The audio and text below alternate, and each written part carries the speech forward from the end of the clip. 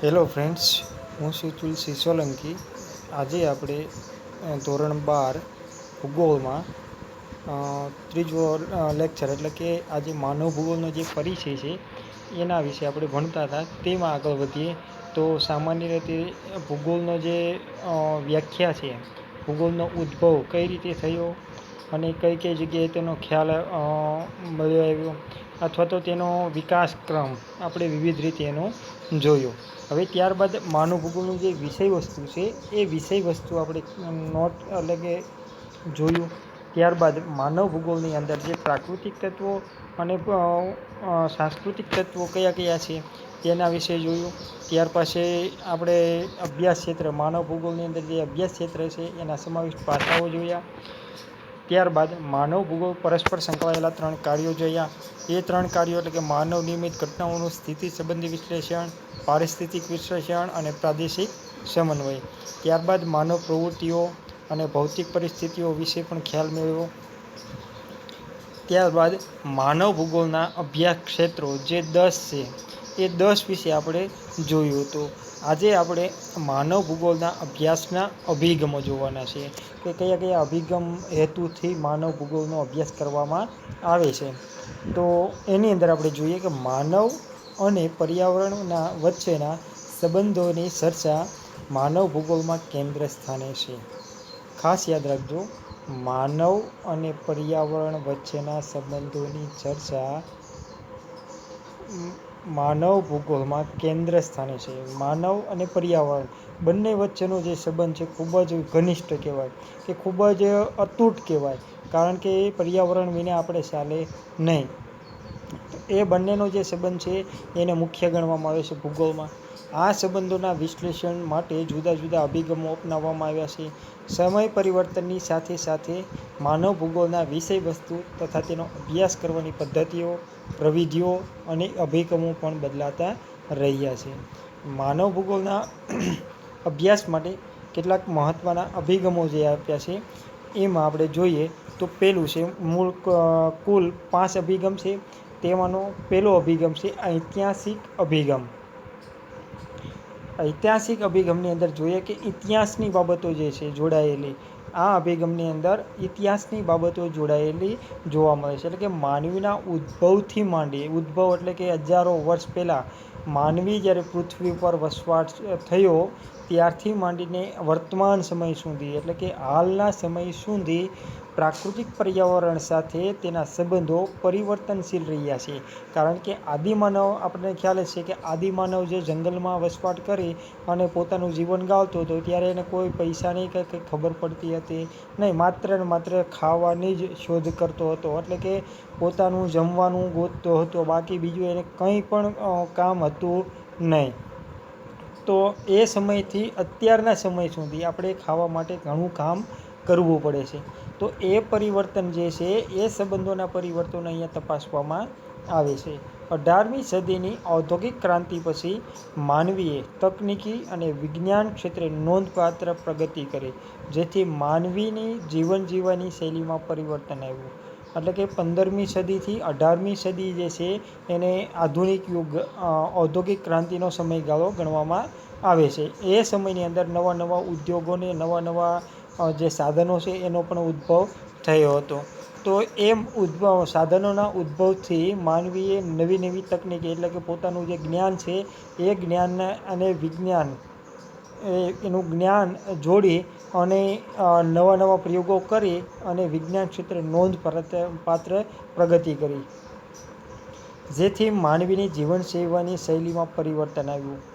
આ અભિગમ દ્વારા માનવ અને પર્યાવરણમાં સમયની સાથે થયેલા પરિવર્તન સ્પષ્ટ રીતે સમજી શકાય છે. કારણ કે આદિમાનવ હતો એ ગુફામાં રહેતો હતો, પછી એણે જમીન પર વસવાટ શરૂ કર્યો ત્યારે ઝૂંપડામાં રહેતો હતો.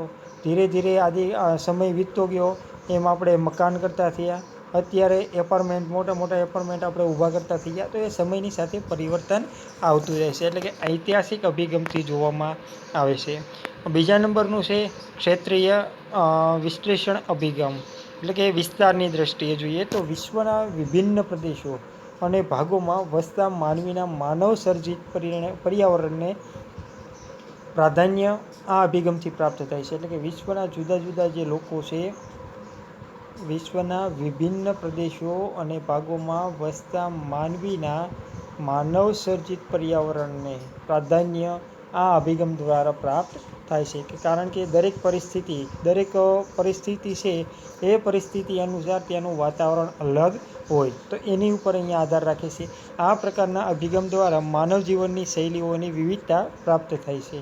લગભગ 20મી સદીના પ્રારંભ સુધી માનવ જીવનની શૈલી પ્રાકૃતિક પર્યાવરણને આધારિત હતી.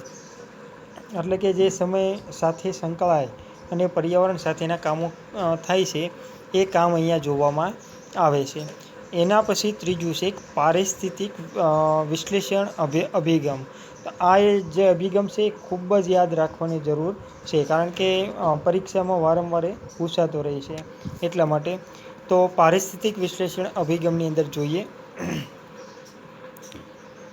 માનવી પોતાની પ્રવૃત્તિઓનું પ્રાકૃતિક પર્યાવરણમાં કેવી રીતે સમાયોજન કરે છે અને તકનીકી વિકાસ દ્વારા પ્રાકૃતિક પ્રતિકૂળતાઓનો સામનો કેવી રીતે કરે છે તેનું વિશ્લેષણ આ અભિગમ દ્વારા કરવામાં આવે છે. એટલે કે માનવી જે પોતાની બુદ્ધિ, પોતાની આવડતથી પર્યાવરણ સાથે સુમેળ સાધે છે અને પર્યાવરણનો કઈ રીતે ઉપયોગ કરે છે એ અભિગમ અહીંયા જોવામાં આવે છે. પ્રાકૃતિક પર્યાવરણની પ્રતિકૂળ પરિસ્થિતિઓની સાથે અનુકૂલન સ્થાપવામાં જે પારિસ્થિતિક પરિવર્તન જોવા મળે છે તેનો અભ્યાસ આ અભિગમમાં સમાવિષ્ટ છે. એટલે કે પર્યાવરણ જે છે, પ્રાકૃતિક પર્યાવરણની પ્રતિકૂળ પરિસ્થિતિ, એટલે ક્યારેક એવું પણ બને કે આપણે કુદરતની સાથે સમાયોજન કરી અને કામ કરતા હોઈએ છીએ. ક્યારેક એવું પણ બને કે કુદરત એ મંજૂર ન હોય અને પ્રતિકૂળ પરિસ્થિતિ ઊભી થાય, તો એ પરિસ્થિતિ સાથે પણ આપણે અનુકૂલન સાધતા થઈ જઈએ છીએ.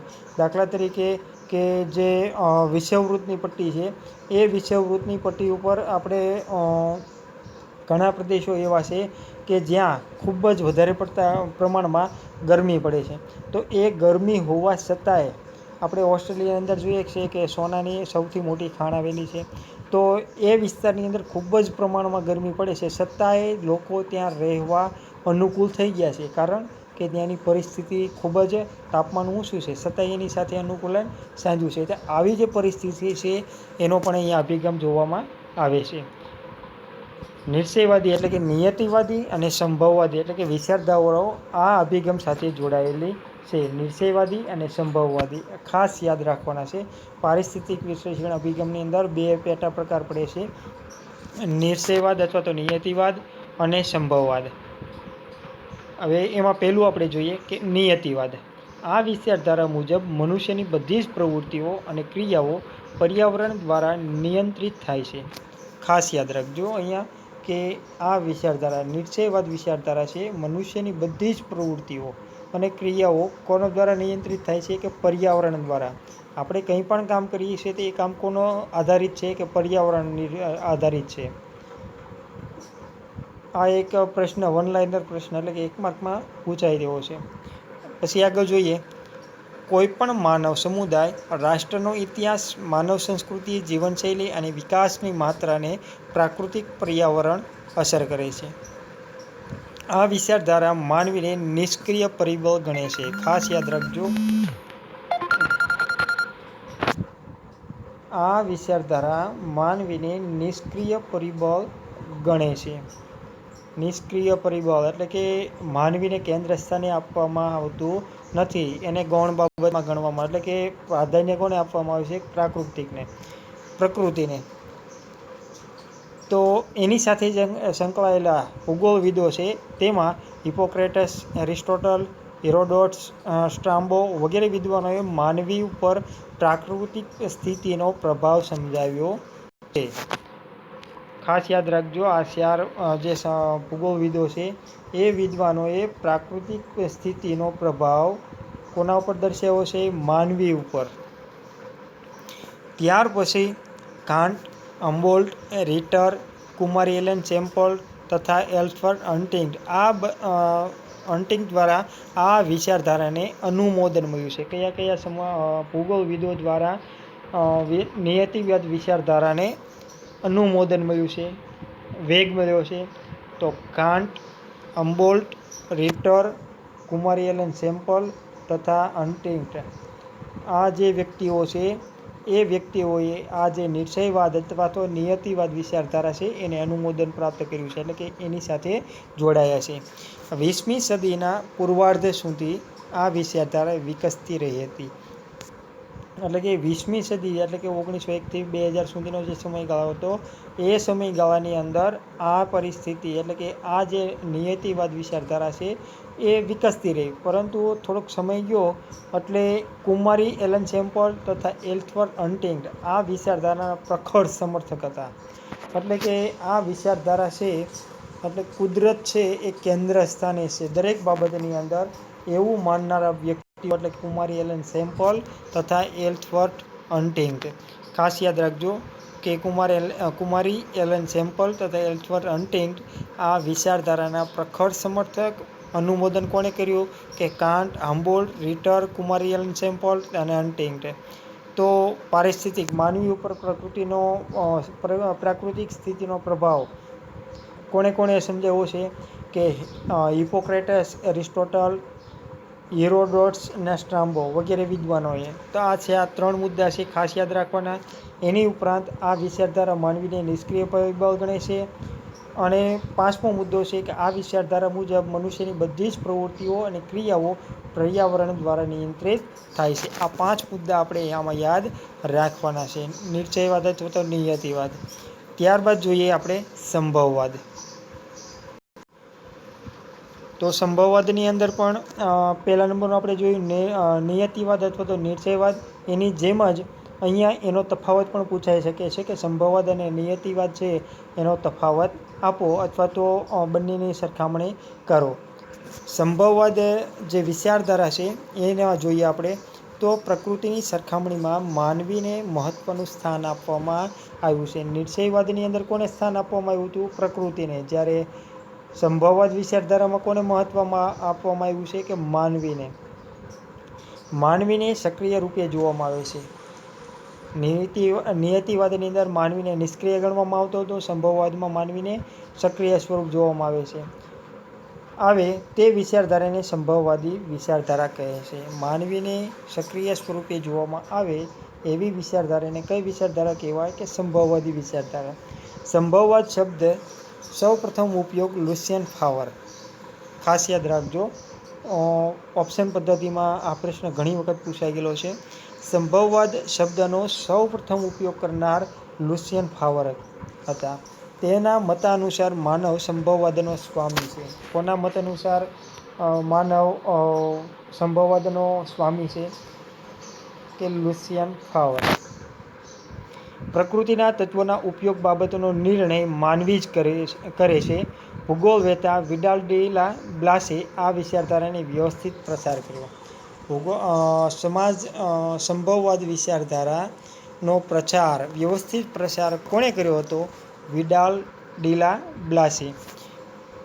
એના પછી આગળ જોઈએ કે સંભવવાદી વિચારધારાની ઘણા વિદ્વાનોએ આલોચના કરી છે, એટલે કે ઘણાએ નકારાત્મક પણ બાબતો દર્શાવી હતી.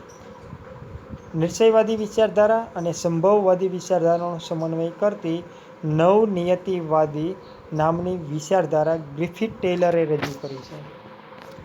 આપણે બે જોઈ લીધી, નિયતિવાદ અને સંભવવાદ.